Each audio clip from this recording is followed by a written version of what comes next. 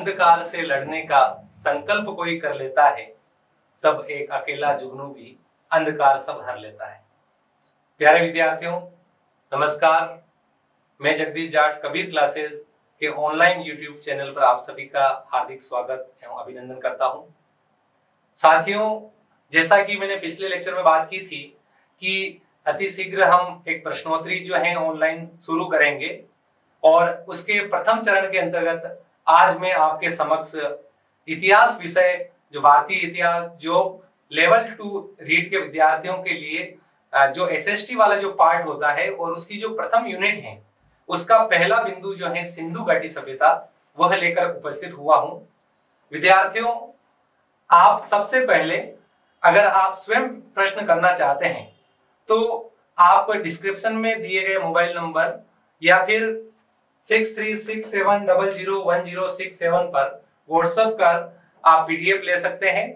PDF तब तक के लिए आप वीडियो को रोक देवें, उसके बाद में आप स्वयं पेपर करें। पेपर करने के पश्चात पेपर में कुल 10 प्रश्न है। 10 प्रश्न करने के पश्चात आप वीडियो को आगे देखें कि किस तरह से आपके प्रश्न जो है कितने सही हुए, आपकी तैयारी जो है वो कितनी है या कितनी आपकी तैयारी जो है और बाकी है, करना बाकी है। मैं प्रत्येक बिंदु को लेकर, प्रत्येक विषय वस्तु को लेकर 10-10 प्रश्न प्रथम चरण के अंतर्गत चलाऊंगा। साथ ही आपको सूचित करना चाहूंगा कि अति शीघ्र सेक्टर 4 में भी कबीर क्लासेस जो है वो स्थापित होने वाला है, जिसमें हिंदी के लिए और विशेषकर सब इंस्पेक्टर, जिसमें हिंदी का महत्वपूर्ण योगदान होता है। 200 नंबर की हिंदी जो है वह पूछी जाती है, एक पेपर पूरा हिंदी का होता है। हमारे प्रवीण सर और किशन गुर्जर सर जो है वह हिंदी विषय का अध्यापन आपको करवाएंगे। तो विद्यार्थियों, सबसे पहले आप पीडीएफ जो है वह डाउनलोड कर लेवें प्रश्नों की। उसके पश्चात हम प्रश्नों के बारे में चर्चा करते हैं। अब मैं प्रश्न जो पूछे गए हैं और उन प्रश्नों के क्या उत्तर होंगे उनके बारे में चर्चा शुरू करता हूं। विद्यार्थियों, जैसा कि आप देख पा रहे होंगे कि आपके समक्ष सिंधु घाटी सभ्यता के प्रश्न आ चुके हैं। आप इन प्रश्नों के उत्तर आप लाइव भी दे सकते हैं और आप साथ ही मुझे अपना स्कोर बताएंगे कि 10 प्रश्न में से आपके कितने प्रश्न जो है वो राइट हुए हैं। सिंधु सभ्यता के किस पुरा स्थल से जल निकास प्रणाली का अभाव पाया जाता है? प्रश्न जो है वो इस प्रकार है, सिंधु सभ्यता के किस पुरा स्थल से जल निकास प्रणाली का अभाव पाया जाता है? सिंधु घाटी सभ्यता की बात कर रहा हूं। तो विद्यार्थियों, सबसे पहले है कि सिंधु सभ्यता यानी कि सिंधु सभ्यता पूरा स्थल जो है जल निकास प्रणाली का अभाव। सिंधु घाटी सभ्यता की सबसे अच्छी विशेषता थी वहां की जल निकास प्रणाली, लेकिन एक पूरा स्थल जो है वह ऐसा भी है जहां जल निकास प्रणाली का अभाव पाया गया है, यानी कि जल निकास प्रणाली जितनी अच्छी होनी चाहिए थी उस प्रकार की नहीं है। तो विद्यार्थियों, मोहनजोदड़ो में बहुत अच्छी थी, हड़प्पा में बहुत अच्छी थी, कालीबंगा में आपने देखा होगा बहुत अच्छी थी, आपने पढ़ा होगा। और ये जो बनावली या बनवाली है, ये है हिसार हरियाणा में, हिसार हरियाणा में है। और यहां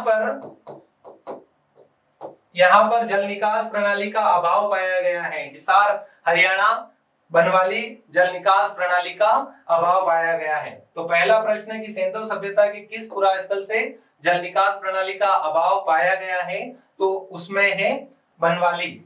बनवाली जो है वहां से जल निकास प्रणाली का अभाव। चलिए हम आगे के प्रश्न की ओर बढ़ते हैं।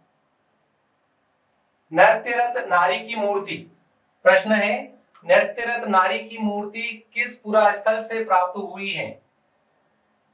नृत्यरत नारी की मूर्ति किस पुरा स्थल से प्राप्त हुई है? आपके सामने विकल्प हैं मोहनजोदड़ो, रंगपुर, चनहुदड़ो और लोथल। चलिए मैं बताता हूं। मोहनजोदड़ो जो है सिंध प्रांत में, सिंध प्रांत पाकिस्तान में, सिंधु नदी के किनारे, जिसकी खोज जो है वह 1922 में आर.डी. बनर्जी के द्वारा, यानी कि राखलदास बनर्जी के द्वारा इसकी खोज की गई थी मोहनजोदड़ो की। और मोहनजोदड़ो से नृत्यरत नारी की मूर्ति प्राप्त हुई है। विद्यार्थियों आपको ज्ञात होगा कि ये जो नरतीरथ नारी की मूर्ति है ये कांस्य धातु की है। कई बार प्रश्न आता है कि कौन सी धातु की बनी हुई है, तो वैसे तो आपने सिंधु सभ्यता के बारे में पढ़ा होगा कि ये जो सभ्यता है वह कांस्य युगीन सभ्यता है, कांसे का सर्वाधिक प्रयोग होता था। लेकिन ये जो नरतीरथ नारी की मूर्ति है यह भी कांसे की बनी हुई है।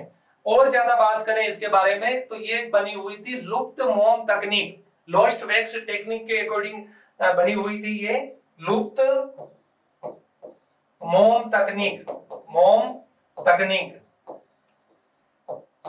लुप्त मोम तकनीक के माध्यम से, यानी कि सबसे पहले मोम के बाद में उसके ऊपर मिट्टी का लेपन किया गया। मिट्टी का लेपन करने के पश्चात उसको आग में डाल दिया गया और पेड़ के वहां पर एक छेद रखा जिससे मोम जो है वो पिघलकर बाहर निकल जाए।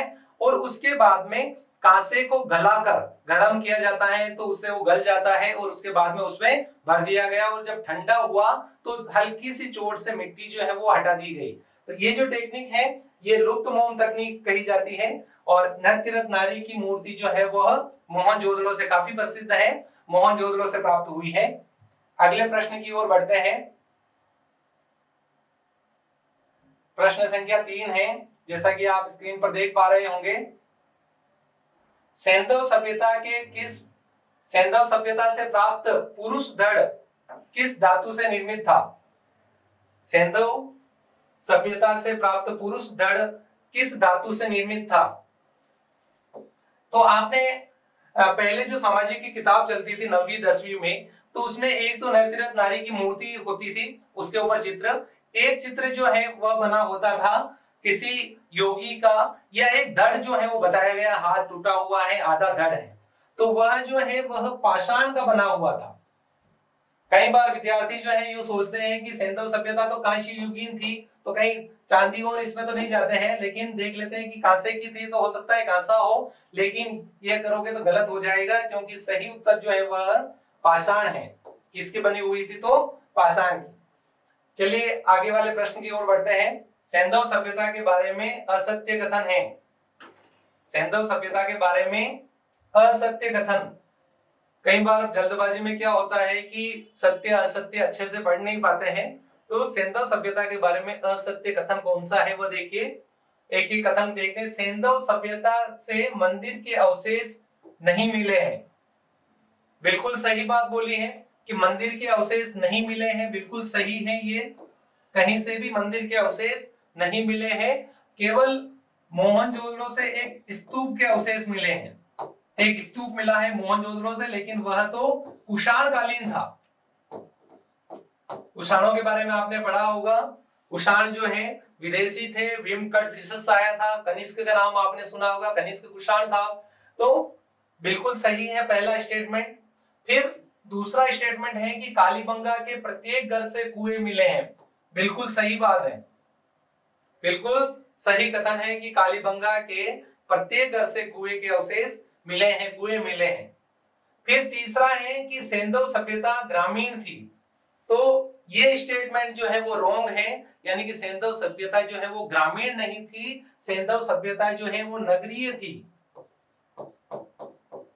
लेकिन आप वैदिक सभ्यता में जाएंगे तो वैदिक सभ्यता इसकी उल्टी हो जाएगी, यानी कि वैदिक सभ्यता जो है वह ग्रामीण थी, न कि सिंधु सभ्यता। सिंधु सभ्यता तो नगरीय थी। आपने नगर नियोजन सुनियोजित नक्शे के आधार पर था, सड़कें ग्रिड प्रणाली पर आधारित थी, समकोण पर काटती थी, इस तरह की विशेषताएं आपने पढ़ी होगी इसके अंतर्गत। तो ये स्टेटमेंट जो सी है, स वाला जो है यह रॉन्ग है, नगरीय थी। बाकी द वाला था कि कालीबंगा एवं रंगपुर नगर कच्ची ईंटों के बने हुए थे, बिल्कुल सही है, कालीबंगा और रंगपुर।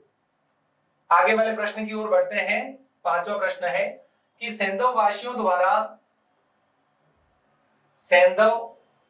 द्वारा टिन जो धातु होती है, तो टिन का आयात कहां से किया जाता था? टिन जो है वह वो कहां से मंगवाते थे? सैंधव वासी जो है टिन कहां से मंगवाते थे? पहला विकल्प है ईरान एवं अफगानिस्तान, खेतरी से, दक्षिणी भारत से, बदख्शा से। तो ये जो मंगवाते थे टिन कहां से मंगवाते थे? तो बदख्शा से। आप यहां से देखोगे तो खेतड़ी से देखोगे तो तांबा, खेतड़ी जो कि राजस्थान में है, खेतड़ी से तांबा। दक्षिण भारत से सोना। चांदी की बात करेंगे हम तो चांदी जो मंगवाई जाती थी, चांदी ईरान एवं अफगानिस्तान से। बदक्सा से, बदक्सा जो है वह अफगानिस्तान में है, यहां से टिन का आयात किया जाता था। चलिए आगे के प्रश्न की ओर बढ़ते हैं।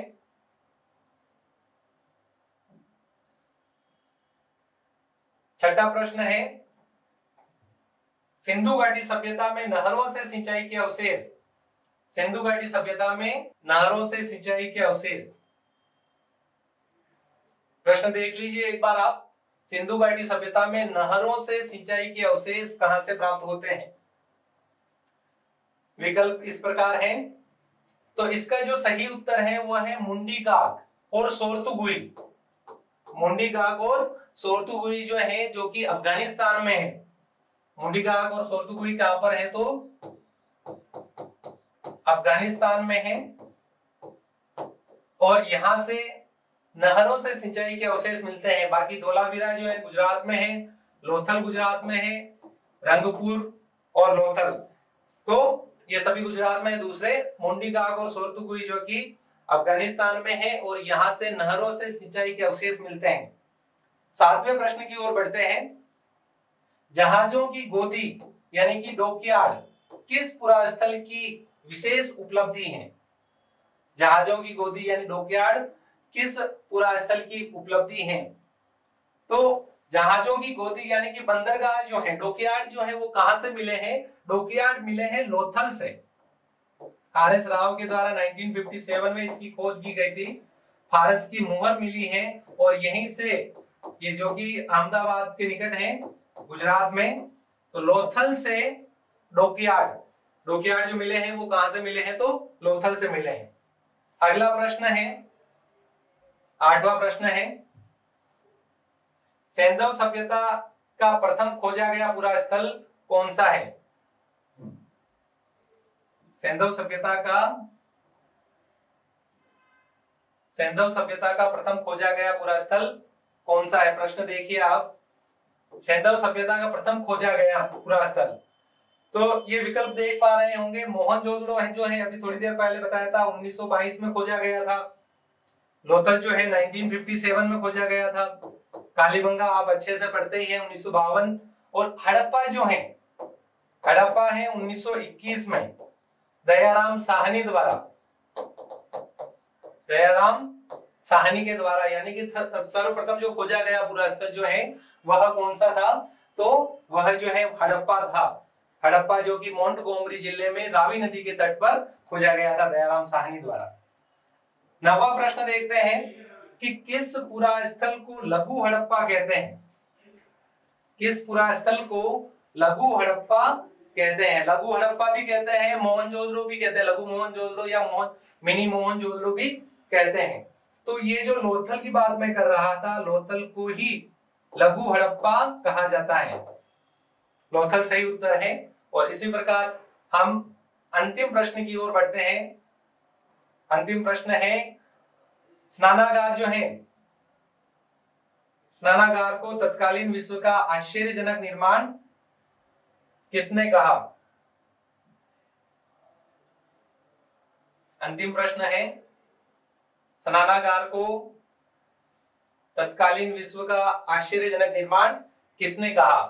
तो इसमें जो स वाला ऑप्शन है कि sir John Marshall, John Marshall जो है